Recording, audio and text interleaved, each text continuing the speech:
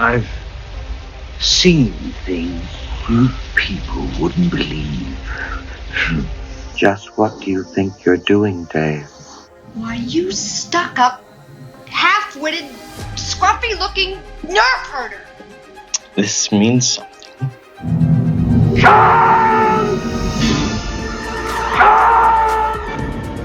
I am Locutus of Borg. I must not fear. And fear is the mind killer. Get away from her, you Nerd! Nerd! I'm Matt Kressel. And I'm David Mercurio Rivera. And this is Nerd Count. Welcome to episode 12 of the Nerd Count podcast. I'm here with my co-host Mercurio David Rivera, and we have a very special guest for you today, Carlos Hernandez. Carlos, welcome. Oh, thank you. Very excited. All right. Why don't we start by giving a little background on Carlos. I'll just read his bio before we get started. Carlos Hernandez is the award-winning writer of Sal and Gabby Break the Universe, Sal and Gabby Fix the Universe, and The Assimilated Cubans Guide to Quantum Santeria. He was a contributor to the New York Times bestselling anthology The Cursed Carnival and Other Creations, and has published dozens of short stories, poems, and works of drama, almost always SFF in conception. More recently, he's written for Marvel Comics, for characters such as America Chavez, Moon Knight, Spider-Punk, Miles Morales, Amazing Spider-Man, and Ghost Rider. By day, Carlos is a CUNY professor of English, where he focuses on literature and game-based learning. With his wife, World Fantasy Award winner C.S.E. Cooney, he created the Negocios Infernales board game, which will be available any second. Carlos is moving away from social media, and he thinks you probably should too. Carlos, welcome. Thanks for having me and for reading my editorial comment there at the end. Oh, man. Wholeheartedly agree with it.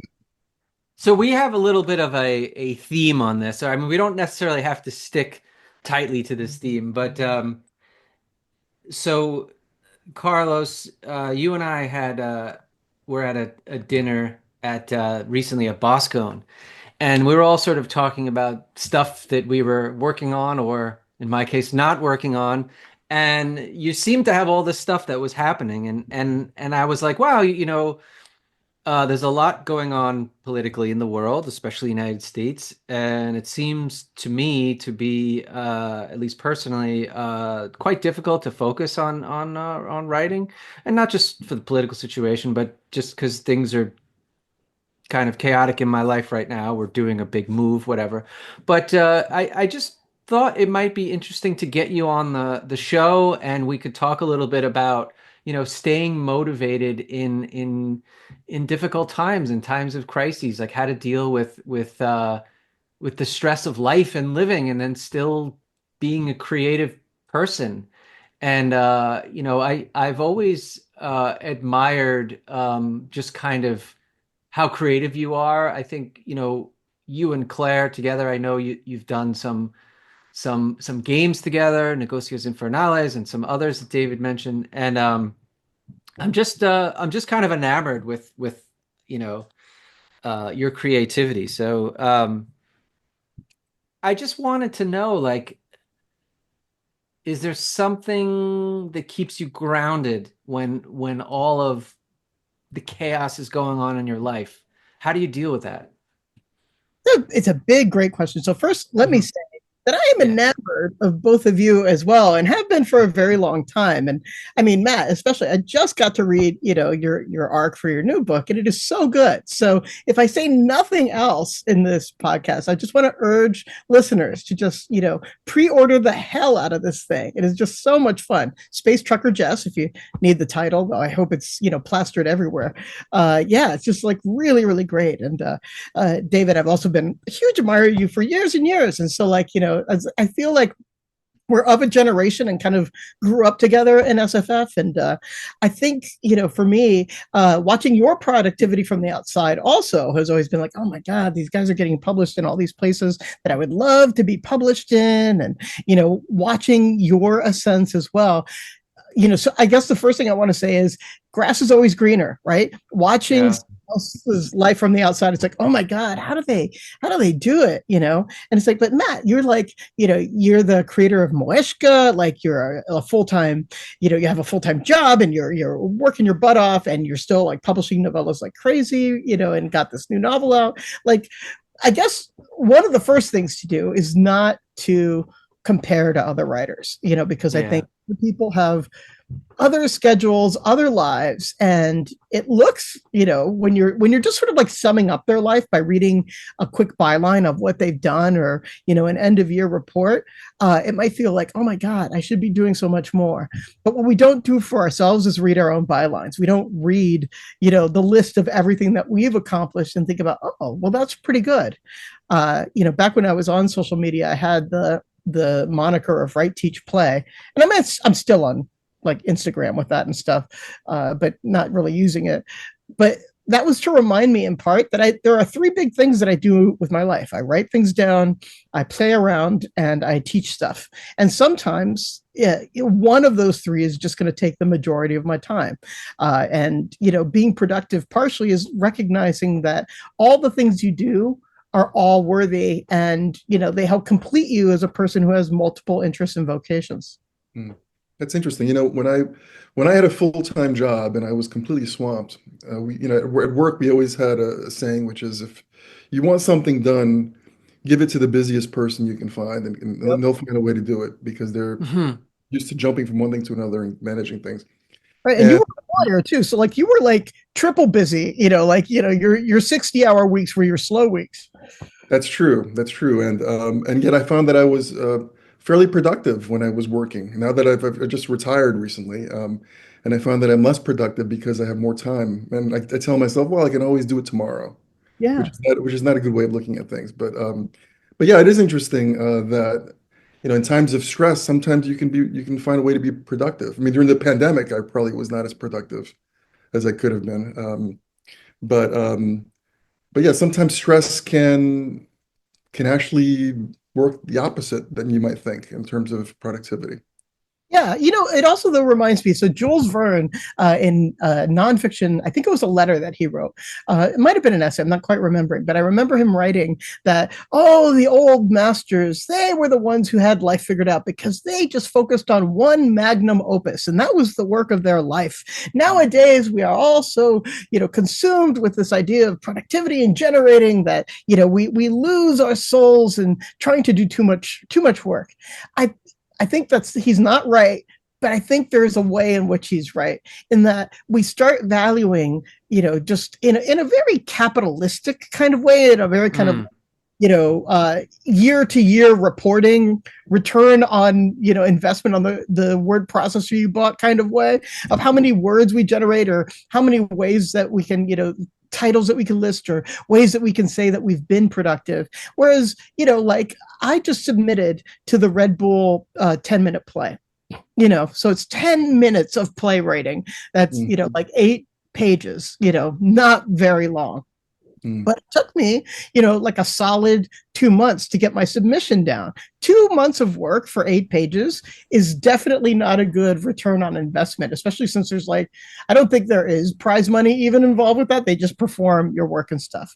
But the last monologue that I wrote in that, delivered by a Jean-Paul Sartre who's in hell, just as a little spoiler, is one of the things I'm most recently proudest of. Like the most recent encapsulation of where my mind is right now. And reading it back to myself, I feel like, I don't even, if they don't take it, they don't take it. But I feel like I really found something out writing that, something I didn't quite know or hadn't quite put to words. And now I have it in one monologue that's extremely useful to me. And I found it heartening and another way to keep going. So I guess like one of the things I want to say about productivity is it's just like the actual people who use productivity seriously. It's made up. It's a made up concept. It's like it's usually against illusory goals or things that are unrealistic, like infinite expansion and infinite growth, which are the most, to put it mildly, irritating things about late capitalism. Like you must always grow. Yeah, I mean, like, you mentioned capitalism, and it made me think when you said that is just and David also mentioned when he was reading your bio is this idea of like social media, like that you're producing content, right? So you go on YouTube, right? So I upload these podcasts to YouTube, and it's like, here's your content, and it's this um, pressure, and almost like the algorithm itself of these engines are encouraging you to produce more content, more content, more content, feed the algorithm. But sometimes art, in fact, I think a lot of times, most times, art requires you to step away from that and kind of slow down and analyze and reflect and think about these things in a way that's like separate from the noise. So I was hoping that you might comment a little bit on that. You say that you're moving away from social media. What does that mean to you, and what was the impetus for that? Yeah, I mean, importantly, I think we have now sort of like seen the kind of Empire Strikes Back version of social media. We had our new hope idea of social media during the internet 1.0, where there was like this expansion of like blogs and people communicating, and there was this honeymoon period where you could really feel like the world changing, and maybe in pretty good ways. We have the Arab Spring and all of these ways in which there's a democratizing force at work with social media. And now we see all the people who were standing at the inauguration, and the billionaires who were standing at the inauguration, and the way in which, for instance, Jeff Bezos has removed "Democracy Dies in Darkness" from the byline of the Washington Post. It's now gone. So it's like, oh, I guess it's okay if democracy dies now. We're going to be part of the darkness now. Just so supremely disappointing. And the way that now he's controlling the editorial policies that made the longtime editorial editor of the Washington Post quit. Like those sorts of things are like, well, this is what happens when you give these billionaires kinds of power. And so like, our billionaires, like the billionaires of Meta, it's like the billionaires of Twitter, and like these are the people now who control the narrative so strongly that they shape policy and control the culture in ways that I would call propaganda. Meta, forgive me if I'm not exactly correct, but I remember reading, and if I'm not correct, please correct me. But I think one of the reasons given for removing the comments that people could make on people's posts, to correct them, was removed from Meta, was because it was unduly unfair to conservatives. And to me, that's sort of like, that sounds like conservatives don't want those comments. And to me, it's like, first of all, like I remember conservatives in my life who've been fine with comments. I know people who slant conservative who are absolutely analytical and who like conversation and want them based in fact. So it's just sort of like, I don't know. I feel like I cannot abide these systematic ways in which narrative is being controlled and propaganda is being put forward, because we don't allow for fact checking anymore. Now, Well, I agree. Yeah.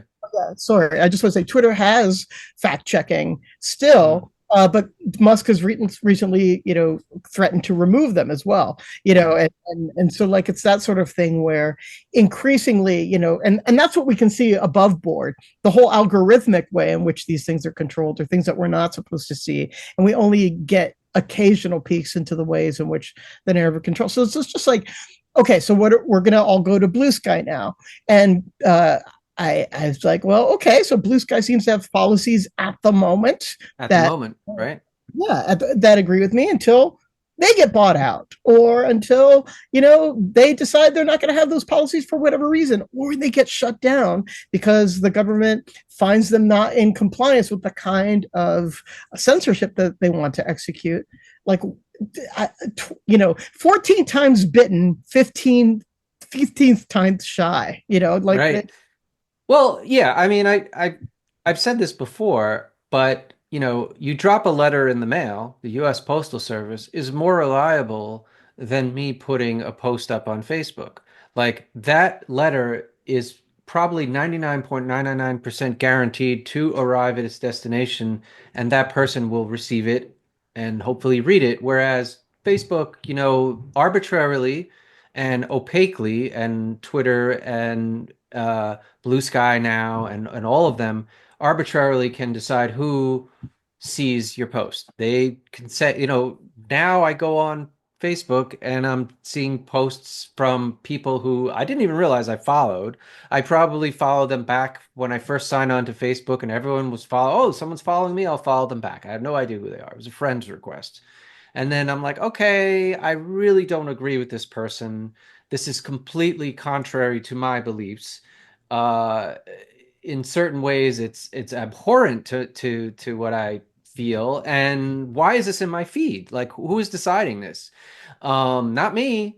So somebody is, some algorithm somewhere, some code, and I have no control over that. And I don't have an easy answer for that, but I think that the probable solution is to not be reliant on any one particular medium, and use as many as you can. And if there's a solution like a federated social media, like theoretically Mastodon, although I think Mastodon is not super easy to use, that might be better as well. But all of them have different problems with it. But I think at the end of the day, the issue is that fewer and fewer people are controlling how we communicate with each other, and that is a problem.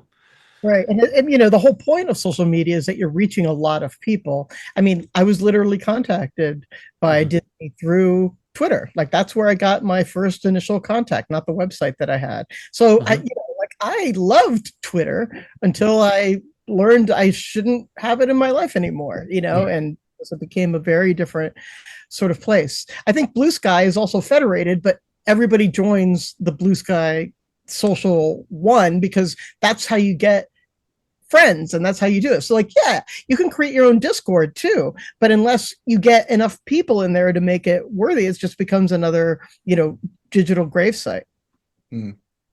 So I think we want to talk a bit about your creative output, right? So I know David really wants to talk about this. You write for Marvel, right? But before you even get started, Carlos, let me disclose that I grew up reading Marvel comics. The first thing I read before I read books was my brother's comic books. I remember holding up his early Fantastic Four issues, and the only reason I wanted to learn to read was so that I could read the panels in the comic books. And so really, it was a big part of my life growing up, Marvel comics. And we've had a couple of guests on just coincidentally that happened to write for Marvel. One was Clay McLeod Chapman, and the other was who was our second person, Matt? Let's go to tape. But Saladin Ahmed is in our writers group, and he's now. Oh my gosh, yeah. So huge in Marvel. Saladin is so fantastic. Yeah. So tell us how you got involved with Marvel.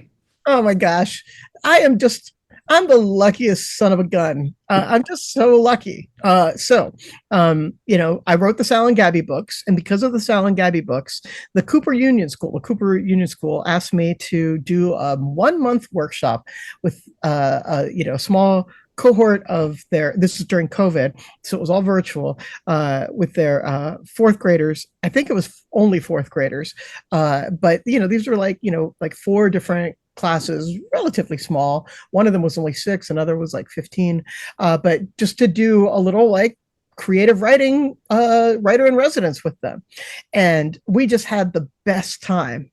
Fourth grade, man, the fourth graders are the best. They're so creative, but they're also willing to like talk to you and not be teenagers. It's great.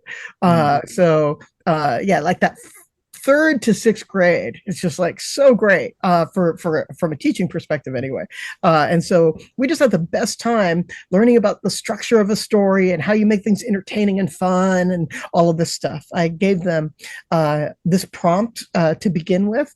The first sentence of a story: when I bit into my peanut butter sandwich bit me back. Nice. Let me tell you, these kids are so great and they're so smart.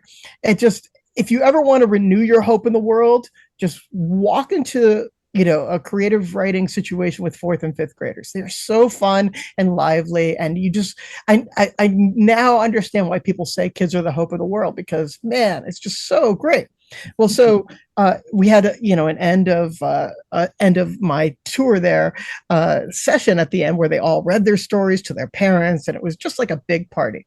After that, two of the parents reached out to me, and they happened to write for Marvel Comics, and they're like, "Hey, Carlos, you ever think about writing for Marvel?" And I said, "Well, I'm thinking about it now.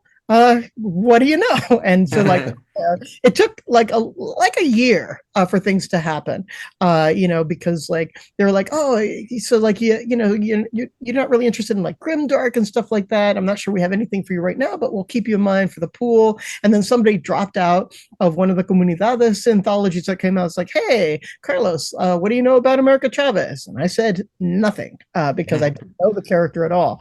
Fun fact, the character of America Chavez began life as a character called Miss America, who was basically like a Superman surrogate for Marvel back in the day, like I think 1950s or so. But that character sort of like petered out, was renewed as America Chavez, and has gained different powers and things like that. So they're like, "Hey, want to do like an America Chavez one-off?" I was like, "Sure, I'll try it. I know nothing about her."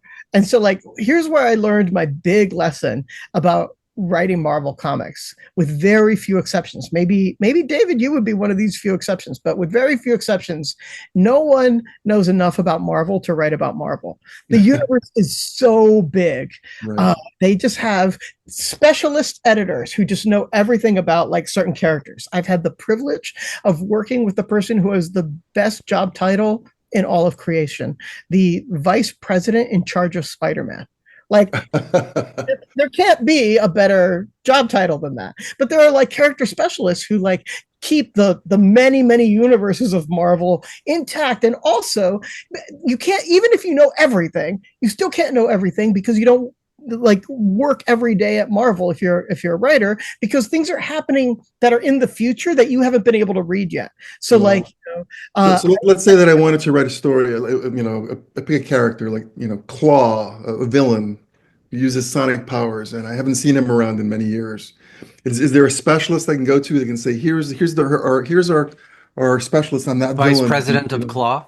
give you the whole background on that. Yeah. By the way, I think he's an ideal villain for Venom, by the way. I don't think it's ever been done. They might only be sort of like a manager or something. No, I'm kidding. But they just have people. So, I mean, the vice president in charge of Spider-Man knows a hell of a lot of all Marvel everywhere. But like in the future, like I was writing a story that involved Doctor Strange, and they're like, "Oh, I don't think you know this yet, but Doctor Strange just came back to life. So like, you should have him appear to these students of the Strange Academy." It's like, "Oh, good to know. Yeah, I'll rewrite." He's no longer Sorcerer Supreme, right? So therefore, you got to adjust the story. Yeah, exactly. But it's also it's like super challenging. You just have to kind of like be ready for notes that come out of left field, because you just, even if you try, because I was, so I got this America Chavez gig, and I was like, okay, I'm going to read everything about like Miss America and America Chavez, and Marvel's great about giving me like back issues and stuff. But it's just like, there is just so much going on that you're just not going to know everything. So going in with the spirit of humility, I think is like super important, not to mention the fact that you're, of course, writing for these fans who are also both super knowledgeable, but also kind of niche in their knowledge. So they might not know everything that you've specifically looked up, but will sound as if they know what they're talking about online. So like, it's you have to kind of like be prepared for that kind of fandom response as well. Have you gotten a lot of feedback on it? No, actually. So like the good news, I think, is that like generally speaking, the feedback I've seen has been like, either sort of like, I like it, or meh, but not anything that was like vituperation or, like trolling or anything like that. So I'm grateful for that. And I think, in general, like with most fandoms, there is, a population that maybe should, be a little kinder. But my relationship with Marvel fans has been nothing but just like cool people. And also remembering that largely, especially like with the things I was writing for a younger audience. David, just like you back in the day, it's a lot of kids reading the comics. So, I got to find out that an old friend's daughter was a secret fan of the Strange Academy, which I got to write for. And it's like, oh man, I didn't know that anybody knew about this, but this young girl, she was like a super fan of it and was really looking forward to reading them. So, that's the thing. It's like a lot of times there's this sort of like silent majority of people who are just loving your comics that you're just not going to hear from, and remembering them I think is really important too. Wow. Do you interact with Saladin at all? Not through that. I've had other interactions with Saladin, and he's the best, and I think he's terrific. But not in a Marvel kind of situation. Okay. So you also have written. Funny because he started off in our writers group before before he was a Marvel. I was gonna say then he moved on to Miles Morales, and now he's on Daredevil, which is that's one of the flagship magazines of Marvel now. So that's very impressive how he's moved up in the ranks there. Absolutely, Yeah, yeah. I've been pitching maybe like a year ago a new story that got accepted, story arc I should say, that got accepted and stuff. So yeah, Saladin is doing the thing. I think just to put it in context, I don't think I'll be pitching anything in the near future for like a major like 36 issue story arc or anything like that. But I am super grateful to have written, and we'll look forward to other issues where I can contribute my particular brand. I think I like to go a little bit outside of the box. And one of the reasons I like the 3-story arc for the Strange Academy that I got to write is because I was really trying to get back to like that 60s feel of like super weirdness, and that everything's wibbly wobbly and math is flying all around you kind of feeling that I remember from, just sort of like those wild comics. So like they'll let me do that for 3 issues so far, but I don't know if I'm ready to carry Daredevil. We'll leave that to Saladin and abler hands. Well, that's awesome. I think you could, but I wanted to also talk about that you have a young adult novel, Sal and Gabby Break the Universe. Tell us about that. Sure. Yeah. I mean, these days I think they more call it middle grade. Middle grade. Excuse me. Middle grade. Yes, I knew that. But it's important, and like just a funny story about that. I told like when I got the freaking Disney contract that I was feeling high on life, I told a friend of mine that, oh my God, I just got this opportunity to write a middle grade novel, and he was like, middle grade? Why don't you try hard and make it really good? The title middle grade is not auspicious, so I wish they had a better designation for it. But so yeah, Sal and Gabby Break the Universe, and its sequel, Sal and Gabby Fix the Universe, where it's a lie, they mostly just break it some more.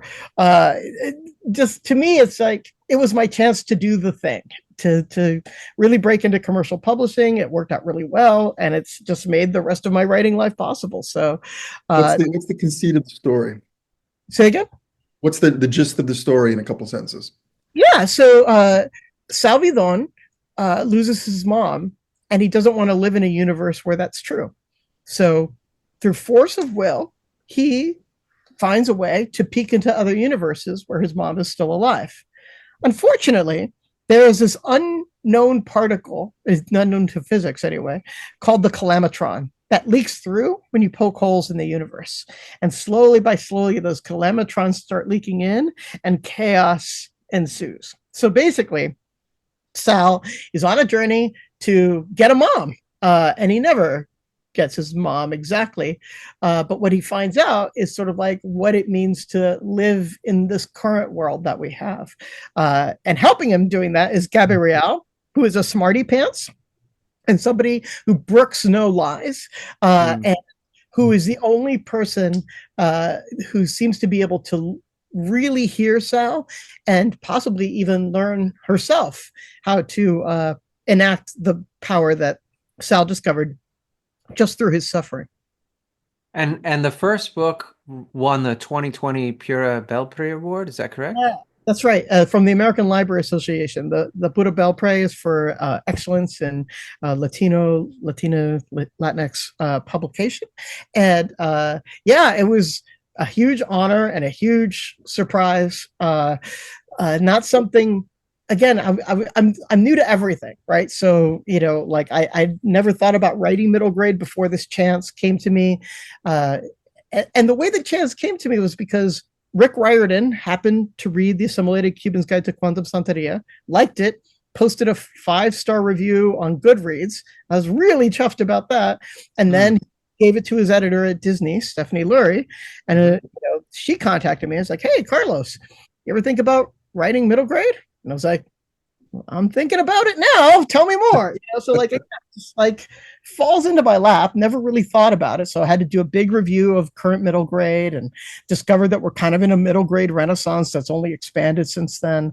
Yeah, I mean, the impetus for writing the book was very much like, here are things I wish somebody had said to me. Right. Yeah, here are things that I wish people had said to me.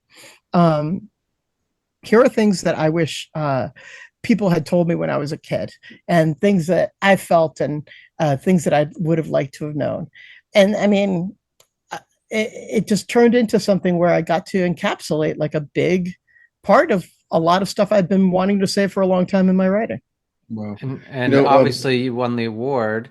What other kind of feedback have you gotten? Have you had like kids come up to you and say, "Oh my God, we love this"?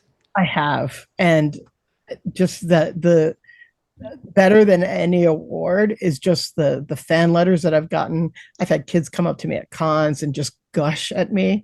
And I can be a pretty shy person sometimes, and just having that and just like sitting there and taking like, yes, I'm a genius. Absolutely. Just like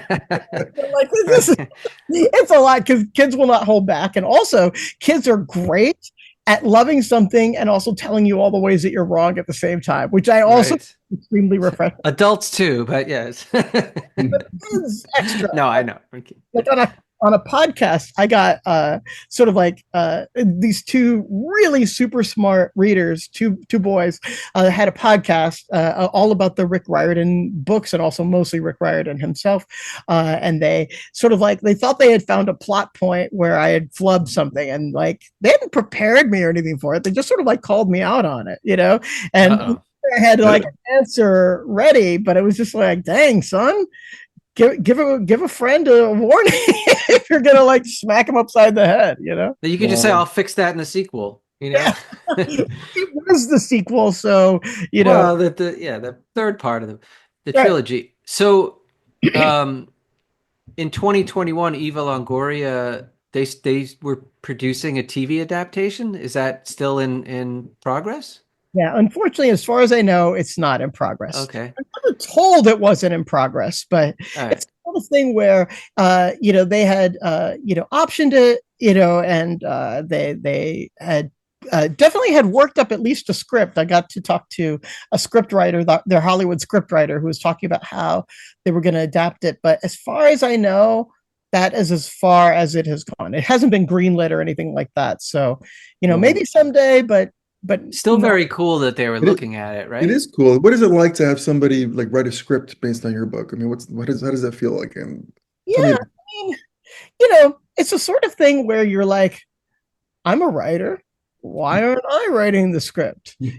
So like, but the reason why is because Hollywood has, of course, its own rules and ways of doing things. And the person they got to write it had a lot of experience with both the comic book world and that. So like they found someone they thought could adapt it well. But they're going to change things, right? Yeah. They're going to change things.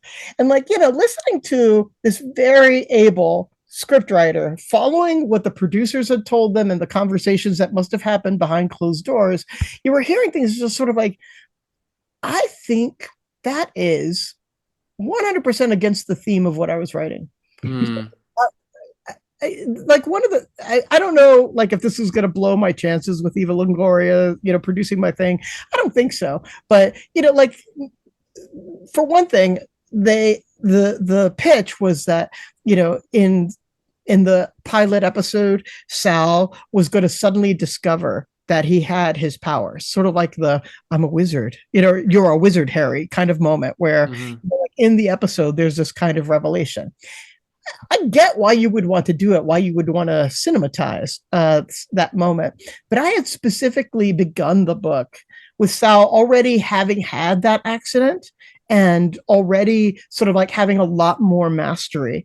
And I did it for reasons, like to me, it's just sort of like that's where all those stories begin. And I want somebody who kind of like comes in proficient, so like we're not rehashing all those same kind of like Bildungsroman kinds of things of like, now we're going to watch your powers develop.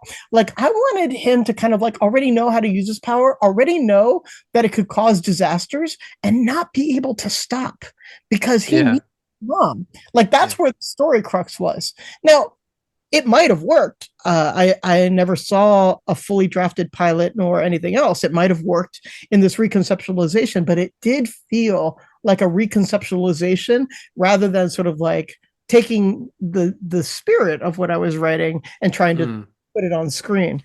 I think, I've known a few people now that have had films made of their work, at least three. I know, David, you've had several podcast how we just dramatizations of your stories. And in all cases, without naming specifics, I know that the authors were like, oh, they changed something. They changed this. This wasn't exactly what I wanted.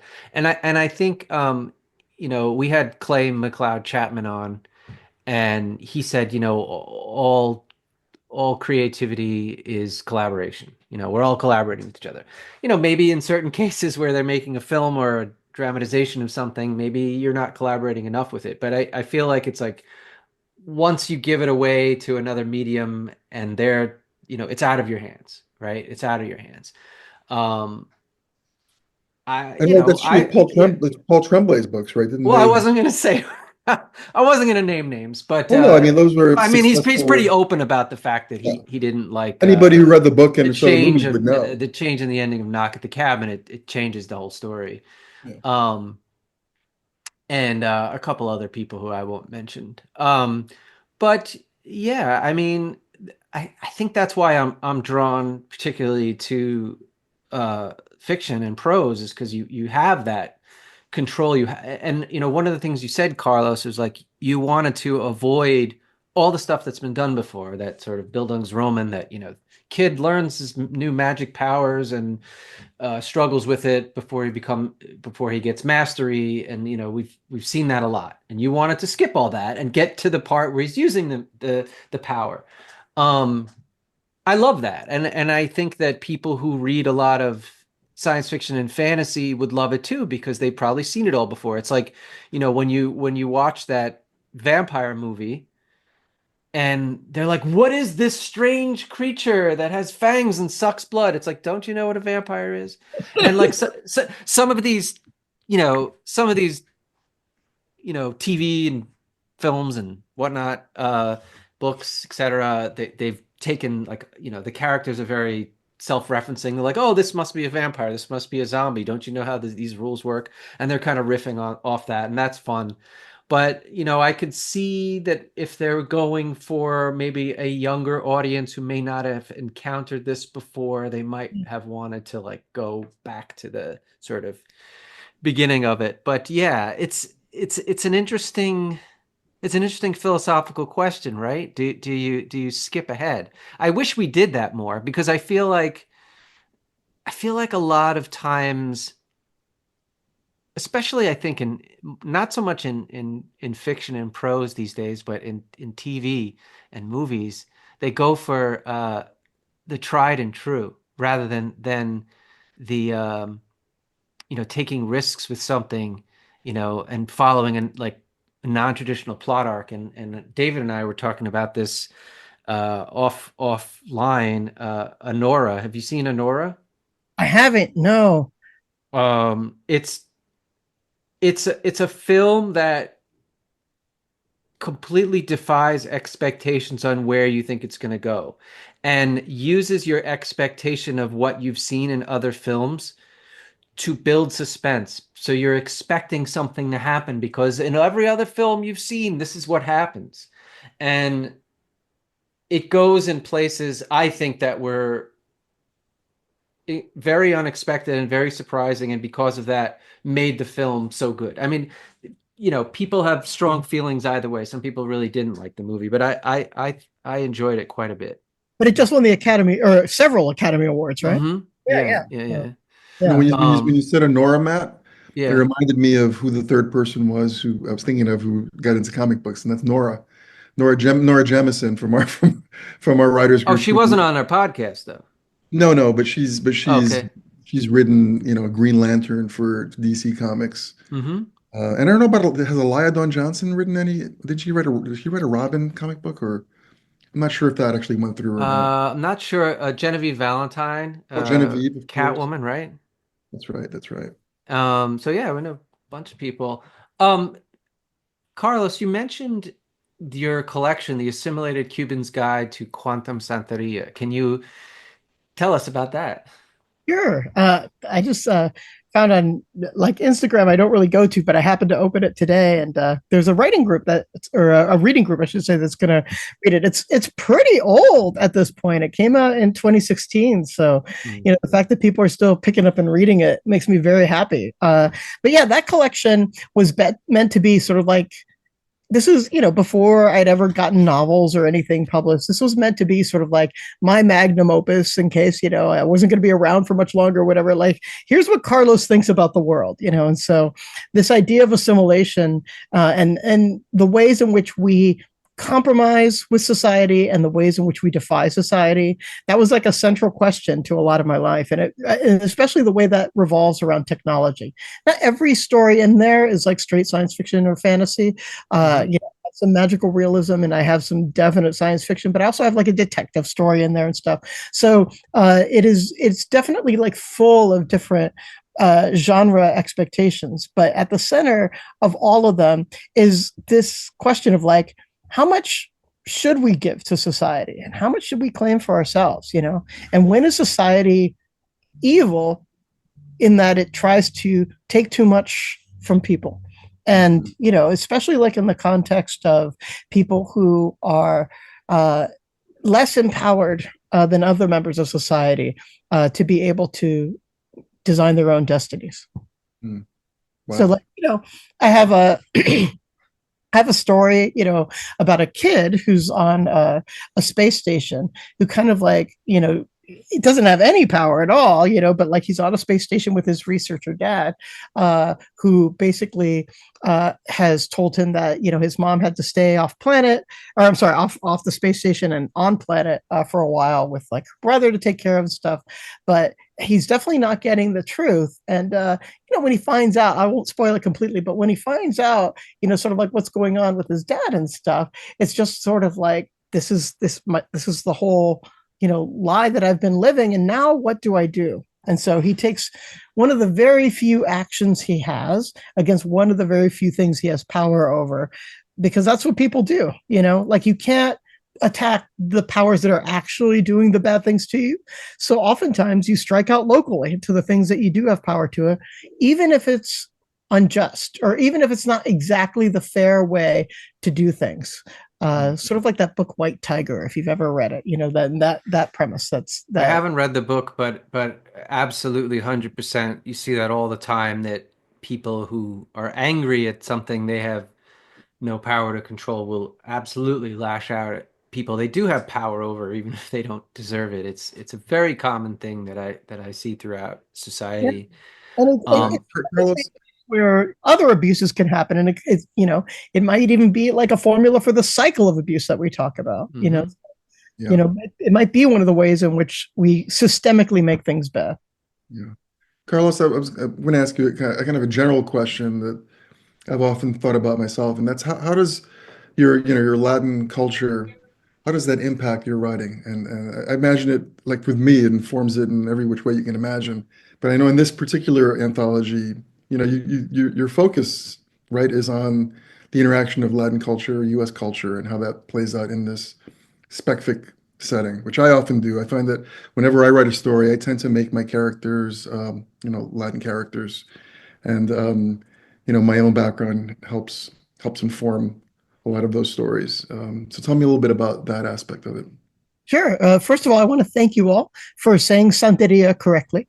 You both have very good pronunciation. I've been on many an interview or conversation where it's Santeria or other things like that. So grateful for that. But yeah, I mean, the fact is that like anybody who's writing is going to be writing out of their own subjectivity, like anybody who is. And you have to research hard and do a lot of good work to write out of other people's subjectivity with any degree of fairness. But it's always harder. And it's just, most writers come from a place of like, well, here's what I have lived. Here are the things that I care about. Here are the people I've known in my life. These are all, starting points. So it just stands to reason that I would be drawing from my Cuban heritage, and especially though the fact that up until recently, I would say Cubans have had a very, very privileged position in terms of immigrant populations in the United States, where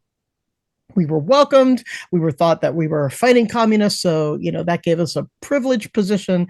It allowed us to, buy property and socially ascend and all of these sorts of things that just made it much easier for Cubans to assimilate, except that for all the times that it didn't, so like there was still plenty of, racist things that could happen by way of being Cuban, so like, I won't use the word, but when I was growing up in Florida, when I was in high school, one time I came home to find that somebody had drawn in shaving cream on our driveway, go home, and then I don't think I should say the word, but SP, is so like, yeah.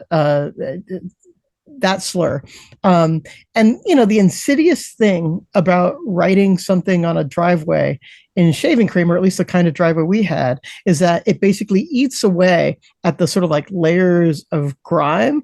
And it so stays there. Yeah. It's extremely hard to remove. Mm-hmm. My dad is a very smart person and a hard worker. So he managed to do it without a power blaster. Like I think you would need one of those water blasters for like, right. humans to do it. He figured out a way to get rid of it without it, but it took some doing. And so like there was like a reminder there for a few weeks of just how unwelcome you could be made. And of course that's a threat, right? Like then you have it there, like who's writing it? What are they going to do if we don't quote go home, even though I was born in the United States? Like, like what happens next? So, a Cuban identity, I think, is a very good one to talk about that liminal space between acceptance and rejection of a culture. And so, again, that's why this book is called The Assimilated Cuban's Guide, because, I am an English professor. I get to pass in a lot of situations, and I've been given a lot of advantages over other immigrant populations. But at the same time, I've been on the other end of it as well. And I mean, it's fascinating. And it's also, you've contributed so much and you're still doing like amazing things. And I want to mention that you're teaching at Clarion West. Is that right? Coming up? Yeah. This is my first. When is that? Just this summer. I can look up the dates if you'd like me to. Did you go to Clarion yourself?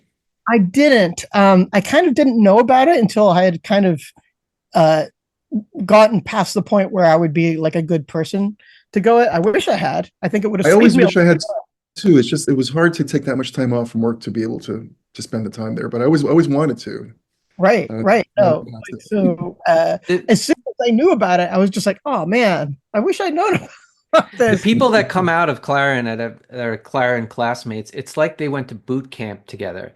It's like, I've been friends with my altered fluid buddies for 20 years. It's our writing group. And then, they see one of their Clarion buddies. They're like, I gotta go see my Clarion mates. It's completely different energy. But that's so exciting to be there and just be immersed in writing and you're only there for a week though, right? That's right. Yeah, I think it's like right after the 4th of July. So I think it's like okay. that July 7th or something like that.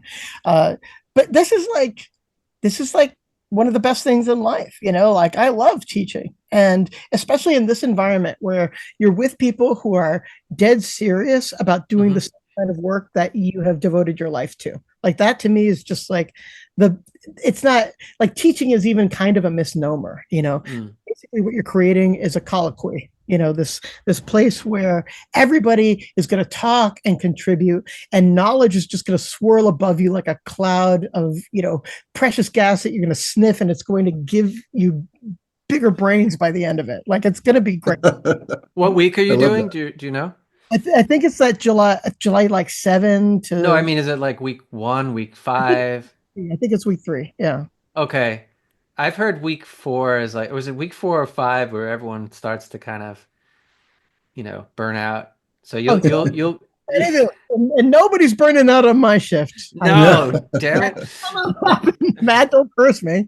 No, no, Carlos, I'm only half joking. Yeah. you're teaching science fiction right now, right? An undergraduate level at college.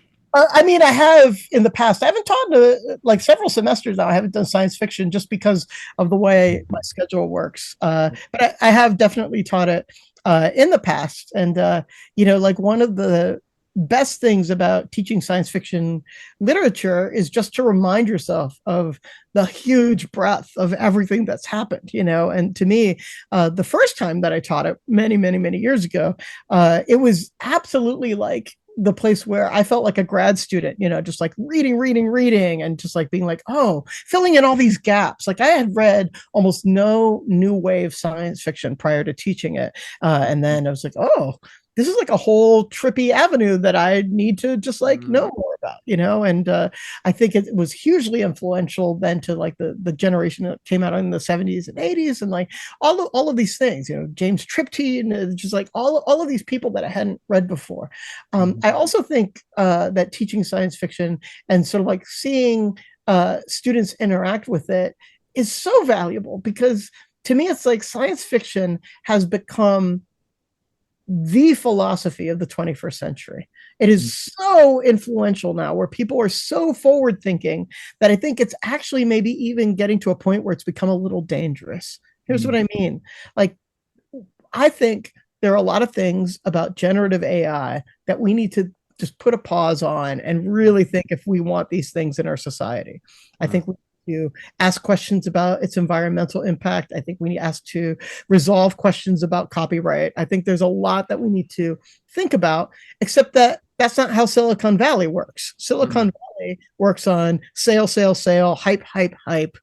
This is unstoppable. You can't stop this. This is the worst iteration you'll see, because it's going to get so much better, so much faster. It's like, well, what do you mean by better? Exactly. And this is the thing. It's like we need to think about these things. But because we're so science fictional in the way that we approach the world now, we're sort of like, oh, sure, we know this story. We've read it 100 times. We know that the AIs are going to become human-like. Like we know. And so like right now is when we should be asking questions and slowing down this hype to precipitous progress that may lead to really dangerous situations. And a lot of people in science fiction have warned us about this, and even people outside of science fiction, like E.M. Forster, who wrote exactly one science. The machine stops. Yeah. Yeah, the machine stops, and it's just sort of like, for one science fiction story, Foster really did pretty darn well. Like He did darn. Yeah. It's like with the exception of the fact that the technology is like how someone 100 years ago would envision the future, the actual ramifications of that technology are spot on. Yeah. Yeah. And it was just kind of uncanny. I have two things I want to say to that. The first is I'm going to recommend a blogger. His name is Ed Zitron. His blog is where's your ed dot at. Where's your ed dot at. He talks about the AI hype and the AI bubble. And it's not just about the fact that we should slow down and all these issues that you raised about generative AI, but also that it is in fact a bubble, that so much of this is business hype, and that's not grounded in reality. And he breaks it down step by step. And it was just kind of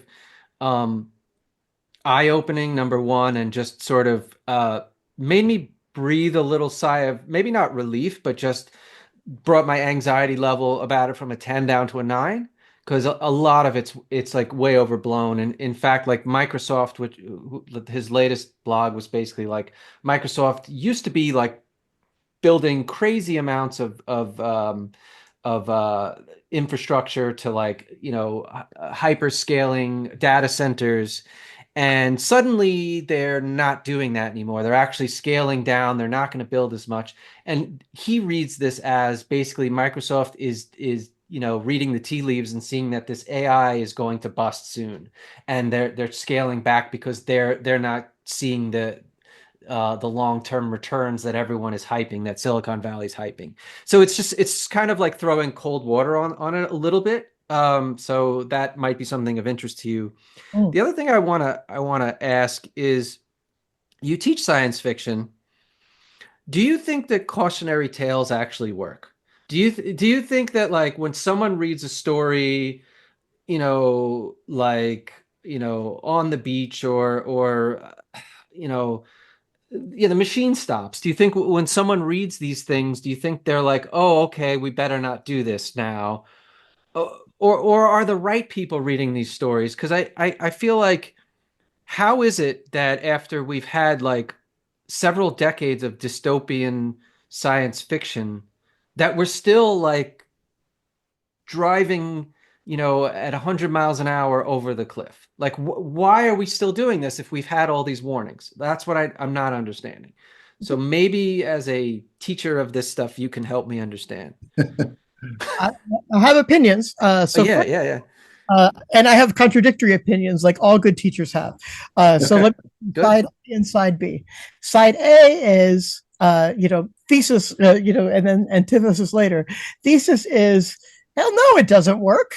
Like, what happens is that people take the good writing or the good storytelling in science fiction and take that as sort of like a cool factor that then they try to turn into making the thing happen that you don't want to happen. Like, people are drinking Soylent now. There's literally a product on the shelf called Soylent. Did you not hear the part where Soylent is people?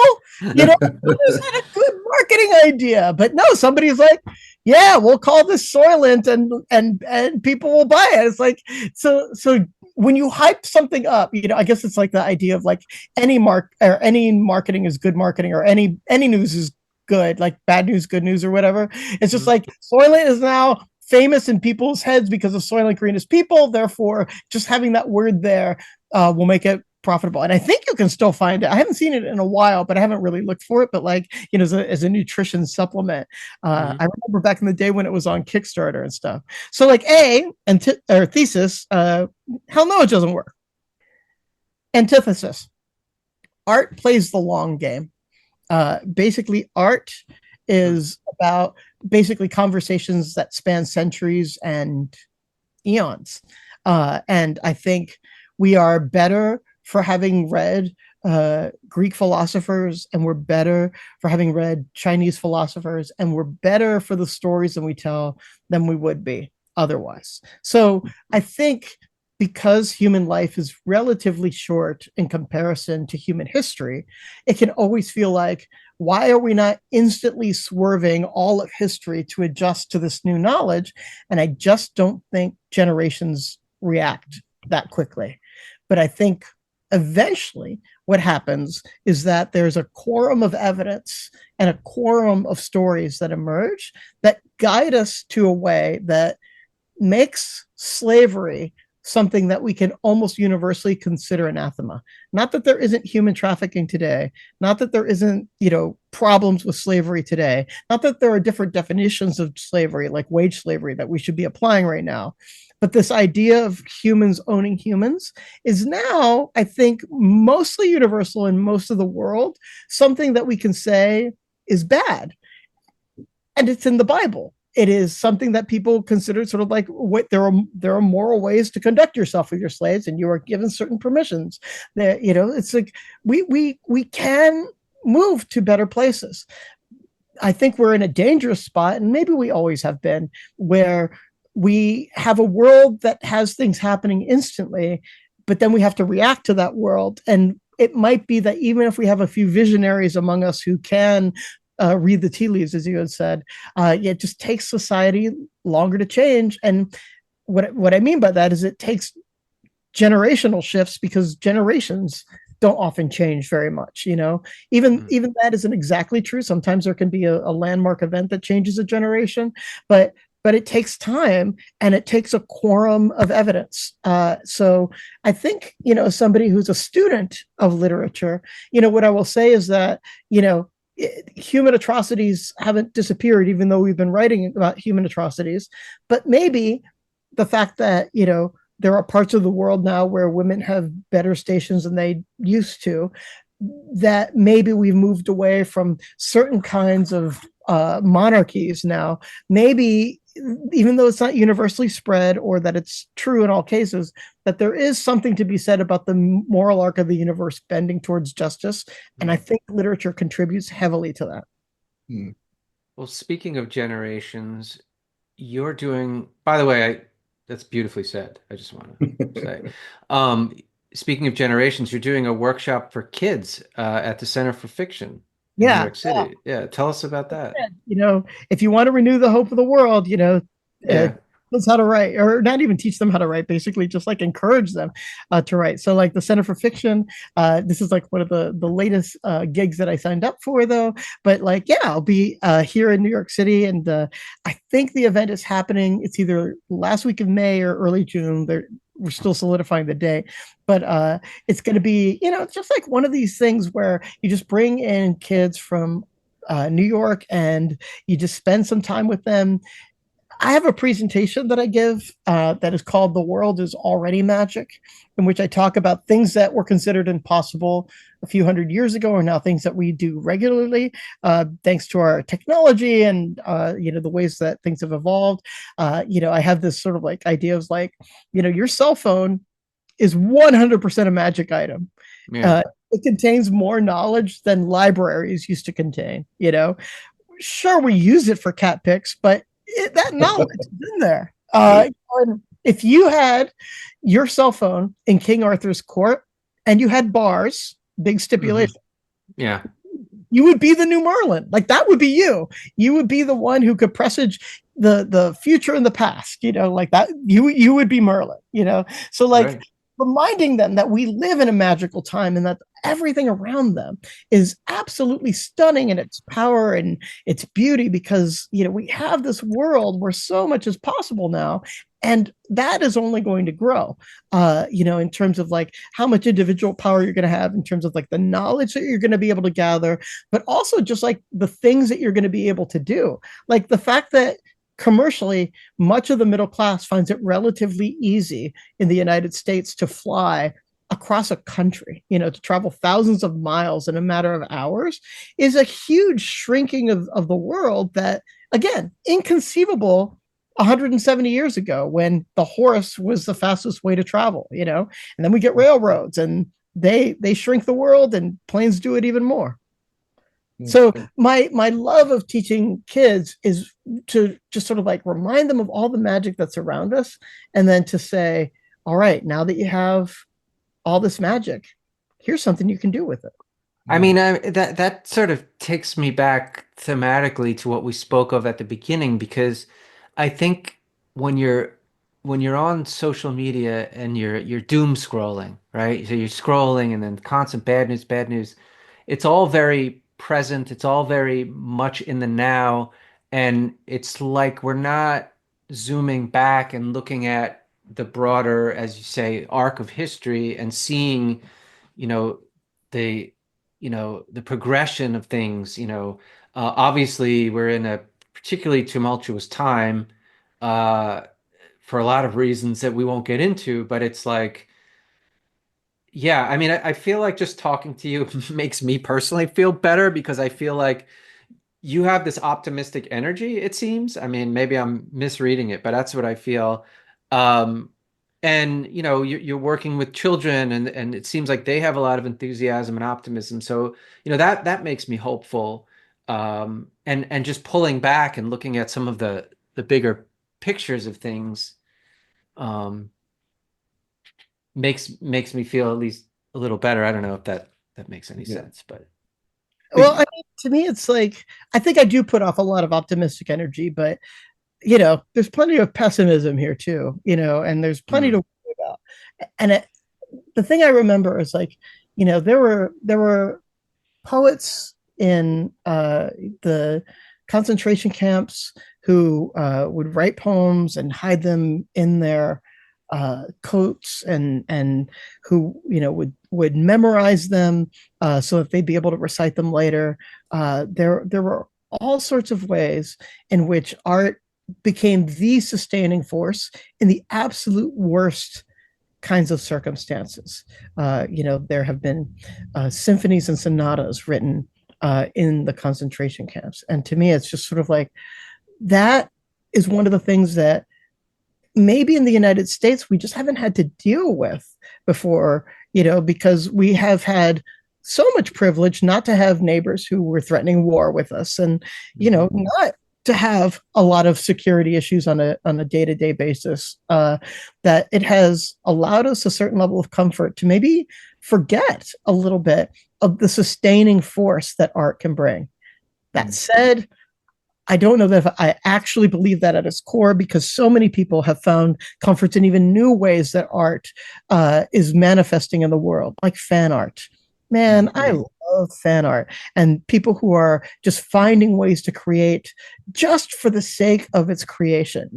Very few fan artists, take what they've written and then generate something quote profitable from it, or make a career from it. Some have, but not all. Although again, many writers trace their roots to fan art. But the fact that it happens in such volume and is such comfort to people, I think is a real sign of just how art continues to flourish and to feed our hearts. And we need to feed our hearts, and we always have. The world has always been bad. We've always.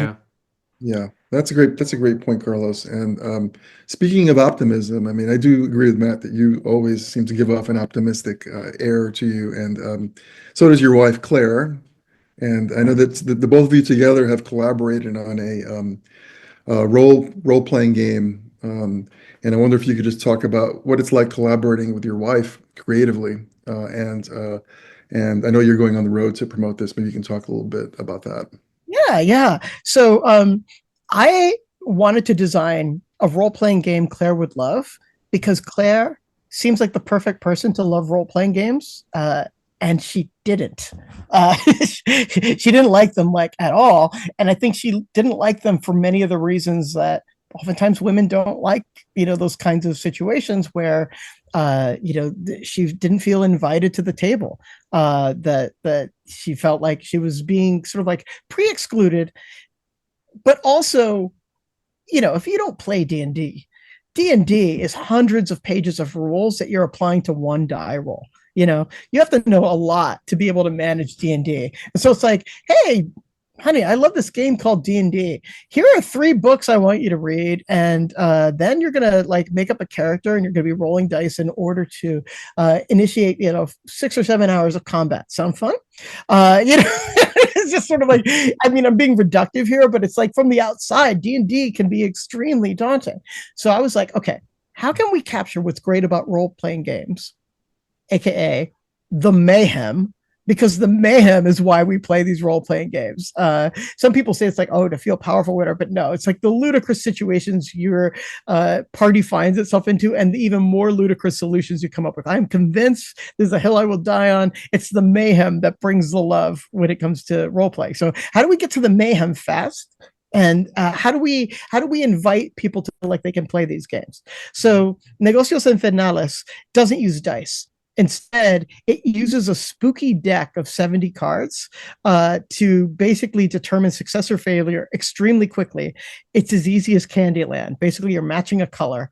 There are 7 suits with 7 colors and other designations too, but 7 suits. And then you've got a character sheet with 4 of those suits on them. If you pick a card and it matches a suit, bingo, it works. Otherwise, disaster. And you narrate it all based on the weirdness of the cards. So I tell you what, I'll have to narrate this for the podcast, but I'd like to read your futures if you wouldn't mind. We've created an oracle deck here. That's what our Negocios deck is.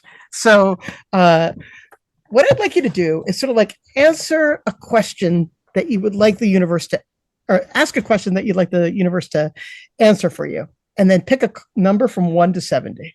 Do we have to ask the question aloud? Yes, please ask it aloud so that you can see how great my deck is. You go first. I don't know what I would ask. You can ask what's for lunch. Like, it doesn't actually have to be an important. All right, I got one. I'm in the middle of an apartment reno.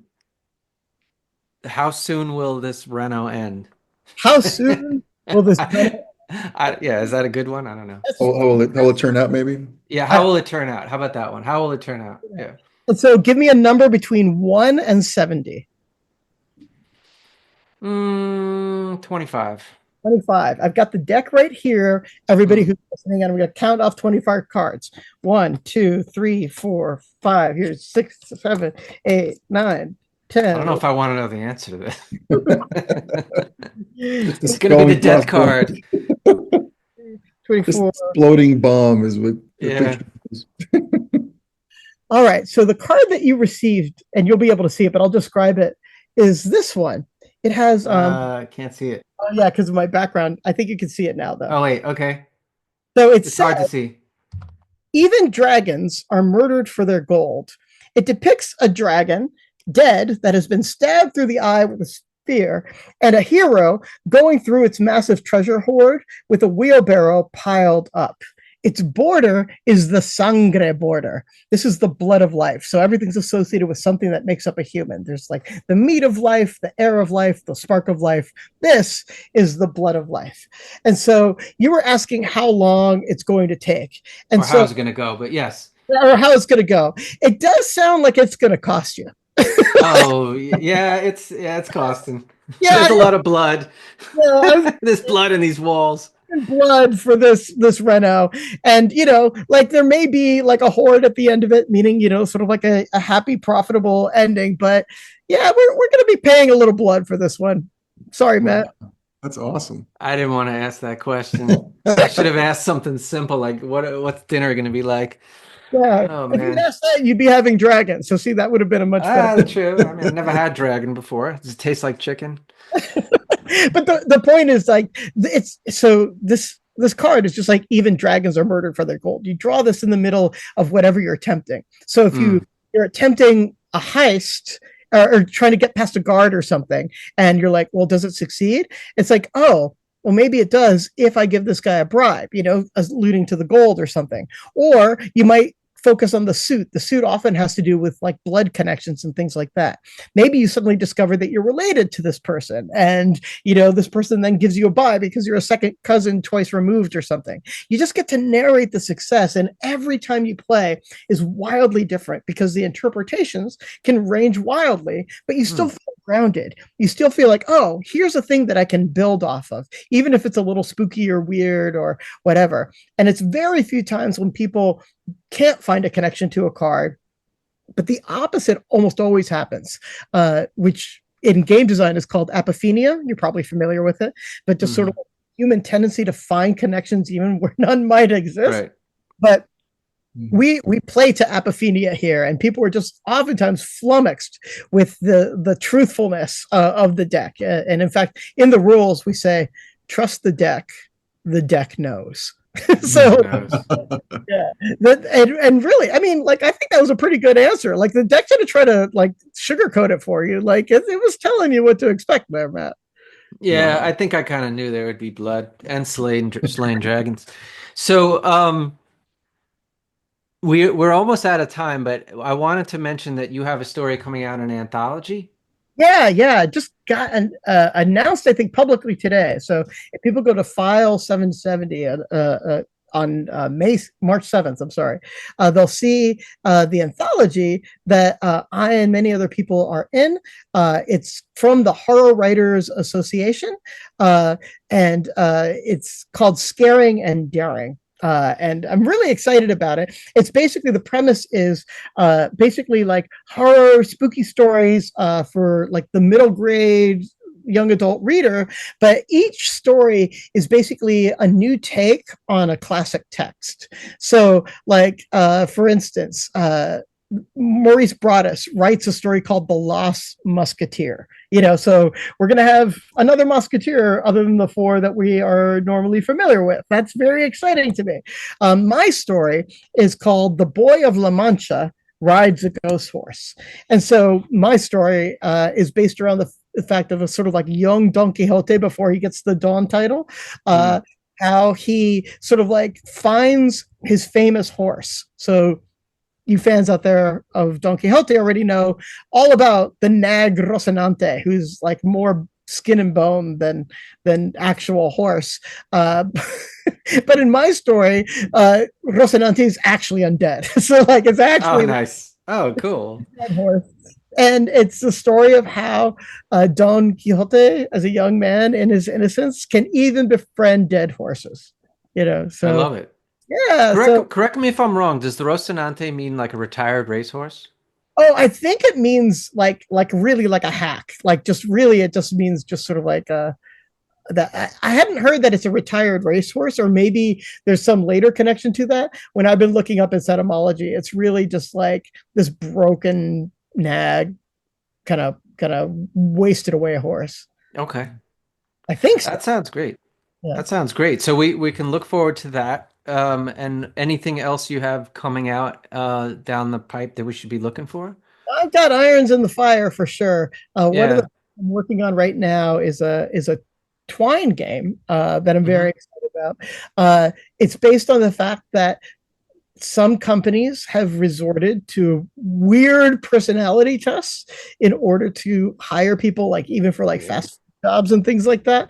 I don't know if you've seen the memes about this, but like there'll be a picture with, say, like a blue person with like blue-green hair, and they'll be sitting at a vet's office. To the left is someone with a dog, to the right is someone with a cat, and they're looking on in shock as this blue person has this weird alien armadillo looking thing on their lap.